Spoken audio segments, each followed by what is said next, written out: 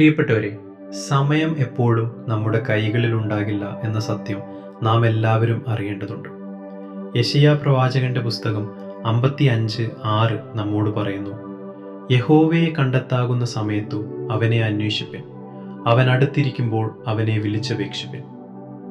ദൈവം എപ്പോഴും കാത്തിരിക്കാൻ തയ്യാറാണ്. പക്ഷേ നമ്മുടെ ജീവിതത്തിലെ കണ്ടെത്താവുന്ന സമയം എപ്പോഴാണ് അവസാനിക്കുക എന്ന് നമുക്കറിയില്ല. നാളത്തേക്ക് മാറ്റിവെക്കുന്ന പ്രാർത്ഥനകളും പിന്നീട് തിരുത്താമെന്ന് കരുതുന്ന തെറ്റുകളും വലിയൊരു അപകടമാണ്.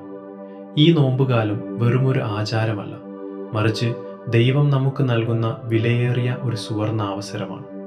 അവിടുന്ന് നമ്മോട് ഏറ്റവും അടുത്തിരിക്കുന്ന സമയം.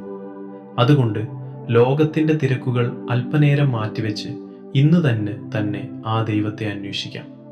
നാളെയല്ല, ഇന്നാണ് നമ്മുടെ ദിവസം. ദൈവം നിങ്ങളെ സമൃദ്ധമായി അനുഗ്രഹിക്കട്ടെ.